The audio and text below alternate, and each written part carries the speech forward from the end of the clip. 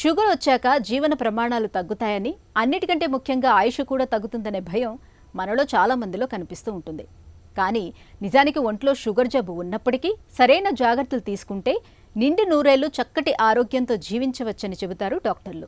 Sugar వ్యాధిని ఒక శాపంగా మారకుండా మనల్ని ఆరోగ్యకరమైన క్రమశిక్షణలో పెట్టే ఒక మంచి స్నేహితుడిగా మార్చుకుంటే చాలు. నిశ్చింతగా నిబ్బరంగా జీవనయానం సాగించవచ్చు.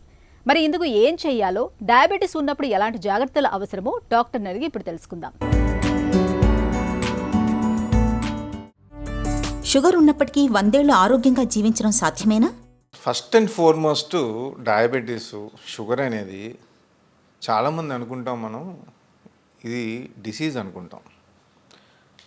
కానీ దీన్ని డిసార్డర్ అంటాను నేను. అందరూ అనేది అదే. డిసీజ్కి డిజార్డర్కి డిఫరెన్స్ ఏంటంటే, డిసీజ్ అంటే ఫర్ ఎగ్జాంపుల్ టైఫాయిడ్, మలేరియా, కలరా ఇట్లాంటివి ఏమైనా వచ్చినప్పుడు దాన్ని డిసీజ్ అంటాం. ఆ డిసీజ్కి ఏమవుద్ది, మనం ఏమన్నా టైఫాయిడ్కి యాంటీబయాటిక్స్ ఇస్తే, మలేరియాకి మలేరియా ట్రీట్మెంట్ ఇస్తే తగ్గిపోద్ది, డిసీజ్ క్యూర్డ్. డిసార్డర్లో ఏమవుద్దంటే దీనికి క్యూర్ ఉండదు, దీన్ని మనం మేనేజ్ చేసుకోవాలి. అంటే బేసిక్గా డిసార్డర్ ఎందుకంటాము, ఇది బయట దానివల్ల మనకి ఇన్ఫెక్షన్స్ వల్ల, బ్యాక్టీరియా వల్ల, వైరస్ వల్ల వచ్చింది కాదు.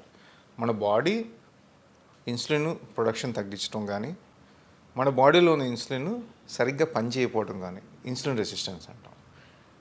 ఇది రోగం కాదు, డిజార్డర్, హార్మోనల్ డిస్టర్బెన్స్ ఇది. దీన్ని మనం డైట్ ద్వారా, లైఫ్ స్టైల్ ద్వారా, అవసరం ఉంటే మందులు తీసుకుని ఈ డిసార్డర్ని మనం కంట్రోల్ చేసుకోగలిగితే, షుగర్ లేని పేషెంట్ ఎలా బతుకుతారో షుగర్ ఉన్న పేషెంట్ కూడా అంతే కాలం 100 అవ్వచ్చు, 120 అవ్వచ్చు, 150 అవ్వచ్చు.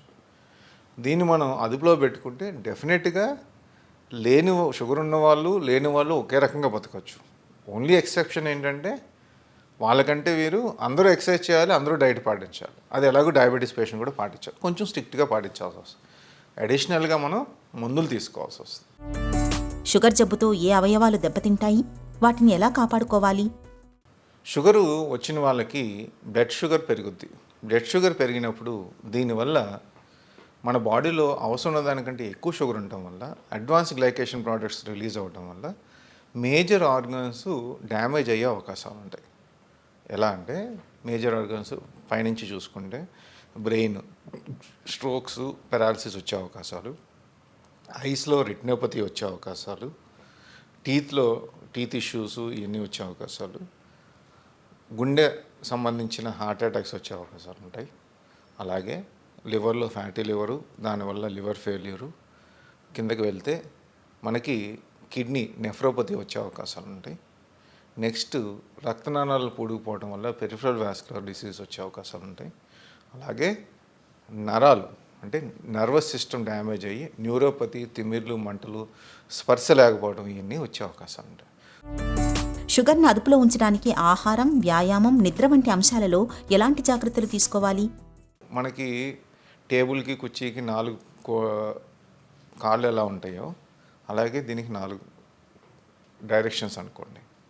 1 ఫస్ట్ డైట్, 2 ఎక్సర్సైజ్, 3 మందులు టైంకి వాడటం, కరెక్ట్గా వాడుకోవటం, 4 డాక్టర్ని రెగ్యులర్గా కలిసి డోసేజ్ అడ్జస్ట్మెంట్ చేసుకోవటం అనేది చాలా ఇంపార్టెంట్.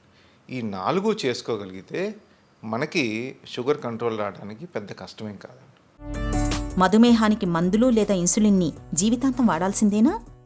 షుగర్ వచ్చిన పేషెంట్స్ ఫర్ ఎగ్జాంపుల్ వాళ్ళ షుగర్ డయాగ్నోస్ అయిందనుకోండి, వాళ్ళకి డెఫినెట్గా మందులు కావాలా అంటే లేదండి. HbA1c అంటాం, 3 months యావరేజ్ షుగర్. దాన్ని బట్టి మందులు అవసరమా, లేకపోతే డైట్ ఎక్సర్సైజ్తో మనం చేయగలుగుతామా అనేది మనం ఫస్ట్ డిటర్మిన్ చేసుకోవాలి. సింపుల్ ఎగ్జాంపుల్, 6.5 అంటే డయాబెటీస్ అంటాం.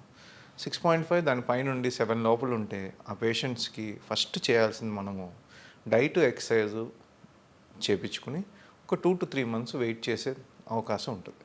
కాకపోతే డైట్, ఎక్సర్సైజ్ చేయలేను, లేకపోతే కాంప్లైన్స్ సరిగ్గా లేదు అంటే డౌట్గా ఉన్నప్పుడు ఆ 2 చెప్పి బేసిక్ ట్యాబ్లెట్స్, మెట్ఫార్మిన్ లాంటిది కూడా పెట్టుకోవాల్సి వస్తుంది. కిడ్నీలు, కళ్ళు, గుండెను కాపాడుకోవడానికి క్రమం తప్పకుండా చేయించుకోవాల్సిన పరీక్షలేంటి? First and foremost yearly cholesterol test, eye test, foot examination compulsory చేసుకోవాలి. ఎవ్రీ 3 months హెచ్బిఏవన్సీ చేసుకోవాలి. ఎవ్రీ 6 months మీరు కొలెస్ట్రాల్ టెస్టు, కిడ్నీ టెస్టు చేసుకోవాలి. ఎవ్రీ 15 days అంటే 15 రోజులకు ఒకసారి కనీసం ఇంటికాడైనా షుగర్ టెస్ట్ అనేది చేసుకోవాలి. ఎందుకంటే మనం చేసుకుంటే మనకి అసలు ఎలా ఉందని తెలుస్తుంది. ఒకవేళ ఎక్కువ ఉంటే డాక్టర్ దగ్గరికి వెళ్ళాలా, ఏం చేయాలి మనం ఆలోచించిన అవకాశం. అసలు టెస్టే చేసుకోలేదనుకోండి, లోపల ఏం జరుగుతుందో మనకు తెలియదు. డ్యామేజ్ అయ్యే వరకు వెయిట్ చేసామనుకోండి, ఆ డ్యామేజ్ని మనం వెనక్కి తీసుకురాలేము.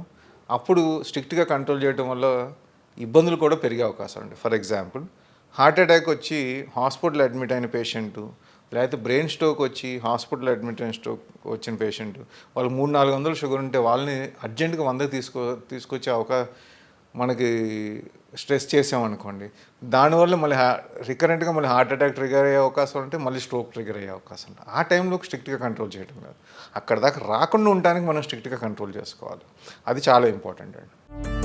షుగర్ పూర్తిగా తగ్గిపోతుందని చెప్పే ప్రకటనల్లో ఎంతవరకు నిజం ఉంది? డయాబెటీస్ రివర్సల్ అనేది ఒక మిస్నార్మల్ నా ఉద్దేశం ప్రకారం. ఎందుకంటే రివర్సల్ అంటే అర్థం ఏంటి? యాక్చువల్గా ఇంగ్లీష్లో మనకు అర్థం ఏంటి? ఇవాళ నాకు షుగర్ ఉంటే నేను చేసే లైఫ్ స్టైలు డైట్ మేనేజ్మెంట్ చేసిన తర్వాత 3 నెలలు కానీ 6 నెలలు కానీ, దాని తర్వాత నేను ఎలా ఉన్నా కానీ మళ్ళీ వెనక్కి రాకూడదు. మనం ఈ 3 నెలలు 6 నెలలు చేసి షుగర్ కంట్రోల్లోకి వచ్చినాక మళ్ళీ మనం నార్మల్గా వెళ్ళినా, మళ్ళీ నార్మల్గా ఉన్నా కానీ ఆ షుగర్ వెనక్కి రాకూడదు. అప్పుడు దాన్ని రివర్సల్ అంటాం. కాకపోతే ఇది యాక్చువల్ రివర్సల్ కాదు. మనం డైట్, లైఫ్ స్టైలు, ఫుడ్ తీసుకునేది మనం జాగ్రత్తగా మేనేజ్ చేస్తే వితౌట్ ట్యాబ్లెట్స్ కూడా మన వెయిట్ తగ్గి ఎక్సర్సైజ్ చేయడం వల్ల వితౌట్ ట్యాబ్లెట్స్ కూడా షుగర్స్ కంట్రోల్లోకి వస్తుంది. ఫర్ ఎగ్జాంపుల్ హెచ్బిఏవన్సీ 10 ఉన్న వాళ్ళకి కూడా హెచ్బిఏవన్సీ 5కు రావచ్చు. ఈ 5కు వచ్చినాక మన 10 హెచ్బిఏవన్సీ ఉన్నప్పుడు చేసిన పనులన్నీ, ఆహార పదార్థాలు కానీ ఎక్సర్సైజ్లు కానీ, మళ్ళీ 5 ఉన్నప్పుడు మళ్ళీ మొదలెట్టామనుకోండి, మళ్ళీ అది 10కి వెళ్ళిపోతుంది. సో అప్పుడు ఏమవుతుంది? ఇది రివర్సల్ కాదు, రెమిషన్ అంటాం. అంటే మనం చేసిన ఎక్సర్సైజ్ కానీ, డైట్ షెడ్యూల్ మార్చడం వల్ల కానీ, మనం చేసే పనులు మార్చడం వల్ల కానీ, సరిగ్గా నిద్రపోవడం వల్ల కానీ షుగర్ కంట్రోల్లోకి వచ్చినప్పుడు ఇదే మన జీవన శైలిని లైఫ్ లాంగ్ ఉంచుకోగలిగితే అదే పేషెంట్ డయాబెటీస్ కంట్రోల్లో ఉంచుకునే అవకాశాలు ఉంటాయి. షుగర్ ఉన్నప్పుడు ఆరోగ్యంగా జీవించడానికి పాటించాల్సిన ప్రాథమిక సూత్రాలేంటి? డైట్లో సింపుల్గా చెప్పాలంటే మన అలవాటు ప్రకారం చాలా రైస్ పెట్టుకుని ప్లేట్లో 50% రైస్ పెట్టుకుని కొంచెం 10% 25% కూరలో పెట్టుకుని తింటాం. దాని బదులు 25% రైస్ చపాతీ పెట్టుకుని 50% 60% కూరలో పెట్టుకుని కూరలో రైస్ కలుపుకోండి. దానివల్ల మీకు కొంత కార్బ్ కంటెంట్ తగ్గుద్ది ఒకటి. సో డైట్ నేను సింపుల్గా చెప్పాను. ఈ డైట్ చేంజ్ చేసుకోవటం ఒకటి. ఏదో ఒక ఎక్సర్సైజ్, వాకింగ్ కానీ, రన్నింగ్ కానీ, జాగింగ్ కానీ, స్విమ్మింగ్ కానీ, గేమ్ కానీ, ఏదో ఒకటి అరగంట నుంచి 40 నిమిషాల వరకు రోజు స్పెండ్ చేయండి. అది స్ట్రెస్ తగ్గుద్ది, కార్టిసాల్ తగ్గుద్ది, షుగర్ తగ్గుద్ది. మూడోది, రెగ్యులర్గా ఇంట్లో చెక్ చేసుకోండి.